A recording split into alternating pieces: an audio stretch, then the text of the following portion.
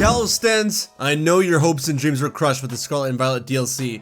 The teal mask and the Indigo Disc, I know it seemed like you were gonna get any kind of Kalos in this generation, but have no fear, for I am here to reinvigorate you all with all the copium necessary to get your socks itching for one last final push of potential Kalos DLC in Scarlet and Violet, because I do think there are a few things leading to one last ray of hope. But yes, before anyone says it, this is 100% pure copium, just like how there's always constant hopium that Ash will be returning as a part of Pokemon Horizons. Speaking of region hopping, do you know what Ash should carry around with him when he goes from region to region? It's Surfshark VPN. Surfshark VPN is sponsoring this video, and they're offering all you guys 83% off along with 3 extra months for free. For Ash Ketchum, Surfshark is very useful as the VPN will protect his personal data and email accounts on unlimited devices and let him bypass any kind of travel restrictions. So even if he's in Galar, he can tune into all the news in Kalos. Or for someone like me, I can be at home in Canada and use Surfshark to access Netflix from America, giving me access to the library over there. On top of this, Surfshark also allows you to browse privately so that no one can track or steal your data, has secure and fast protocols, and powerful encryption. And you know, Ash loves power. So get Surfshark now with 3 months free and 83% off the rest of the plan with a 30-day money-back guarantee. Just scan the QR code on screen or click the link in the description and use my promo code HybridHero. Get Surfshark VPN today. So, you still want Kalos in the DLC, eh? Well, have no fear, as the Indigo Disc is here. While we really don't know anything about the Indigo Disc, there are a few things pointing towards Kalos being the region that we travel to for the Blueberry Academy, because that's right, we don't actually know where the Blueberry Academy is. The teal mask is placed in Kitakami, which doesn't seem to be part of Paldea, and it seems to be a separate region or area with its own lore and Pokemon. But speculation leads us to believe that it's not a part of Paldea. If this is the case, it wouldn't be unreasonable to say that the Indigo Disc and Blueberry Academy are in a different region as well. And why not sudden Kalos at that rate? I think many people are thinking that Kalos has no chance of being in the games because they can't imagine how all of Kalos can be thrown into a game like Scarlet and Violet already if it has so many other issues. And yes, I hear that and personally agree with that. However, I never said nor asked for the whole region to be a part of the games.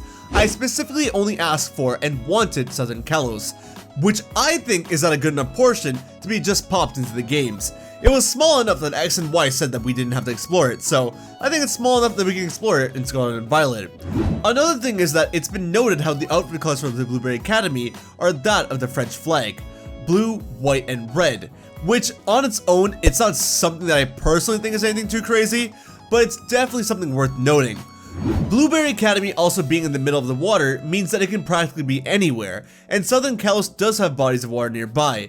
But what's most fascinating is that during the Indigo Disc trailer, we actually get to see a board showing a map of land, which seems to be, for the Kalos stands anyways, a map of Kalos. Southern Kalos on the regular Kalos map is shown to have a piece of land broken off on the left, similar to how it's shown off in the Blueberry Academy trailer, and the overall structure of the land shown from Blueberry Academy seems to be similar to that of the geography of Kalos. That is a more star-shaped like region. The screenshot also highlights Mamoswine, which is one of, I believe, the only 2 ride Pokemon in Pokemon X and Y, so highlighting it was a pretty big deal for this trailer because it's got many people thinking and hoping that it is a sign of Kalos for this reason. And further up to the top right is where Snowball City and Mamoswine are in Kalos. Geodude is also in X and Y, but that's nothing too crazy. Though I will say this Sandy Lake area is something similar to the Kalos power plant, but that has to be the biggest stretch in all the video. As if there weren't enough already. It's not just about the Indigo Disc though, as there are many things in the game's code, as well as just things out in the open from these games that give some hints towards Kalos in one way or another. For example, Roaring Moon and Iron Valiant, as I'm sure many of you know, are inspired by their regular counterparts Mega Evolutions, Mega Salamence and Mega Gallade, and even to an extent Mega Gardevoir. And while this is cool, it goes a step further, as Roaring Moon even has a dex entry that mentions Mega Evolution happening in this world, meaning that Scarlet and Violet happen in a universe where Mega Evolution does indeed exist. Just seeing it referenced again like this is enough to give any Kalos fan hope. But that's nowhere near everything. Kalos has a lot more going on for it. For example, Greninja is one of the most popular Pokemon in the world, and it's a unique starter Pokemon, being I think the only one to have 3 different abilities, whereas all the other starters have 2. Greninja has Torrent, Protean, and the craziest one of them all, Battle Bond.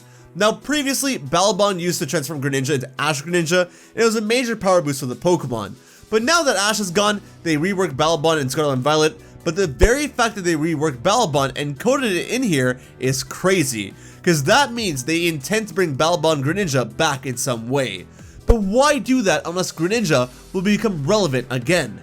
And it might alongside with the other Kalos starters, because the other Kalos starters seem to be returning to these games. And if you made it this far, then you can help me become relevant again by hitting that like and subscribe button, or hit that dislike button if you didn't enjoy.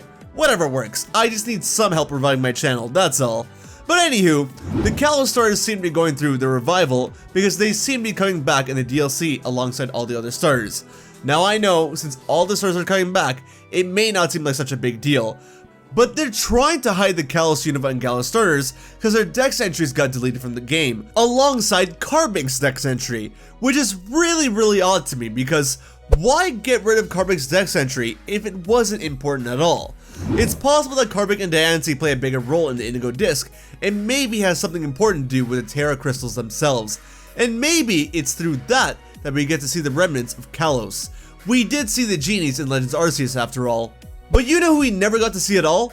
Eternal Flower Floette, which is kinda crazy because considering it was such a heavy plot point of X and Y, and that it's still to this day an unreleased Pokemon with a special move called Light of Ruin, which, after 3 generations, it seems to suddenly for some reason have its move description updated. It's only a minor update, but still, the very fact that it was updated means that something is going on with it. And let's not forget the fact that Glimmora, Floette, and the Ultimate Weapon all look similar with the petals sticking out, each of them probably relating to one another in some way. There was that old theory going around, and one that could possibly hold some weight, that Area Zero was in some way a reference to AZ, as the initials for Area Zero and its name both match. This paired up with the fact that you can find a ton of Floette in Area Zero, but not Florges or Fulbebe, adds a bit more substance to this idea as well. Once again, giving Kalos some additional support. If Floette or AZ are somehow linked to Glimmora, Area Zero, or Terrestrialization, then all the more reason to see Kalos in these new games. Finally, we got the most obvious connection that there is, and that is Terapagos being a Pokemon that is related to hexagons. Or supposedly, it's supposed to have hexagons all over its body. This form that we see here doesn't have it, but I imagine they'll have another form that will have a bunch of hexagons all over. And hexagons aren't only there with Terapagos. Zygarde, the poster child of the failed Pokemon Z, is Kalos' hexagon Pokemon as well. Both are the supposed third legendaries, and both being related to hexagons lets some people think that Zygarde will also play a much bigger role in the DLC here and appear in the games. In that same trailer screenshot with the supposed Kalos map, we do see hexagons over on the bottom right side after all, and it's like, come on, hexagons? You could have picked anything else, but you chose hexagons?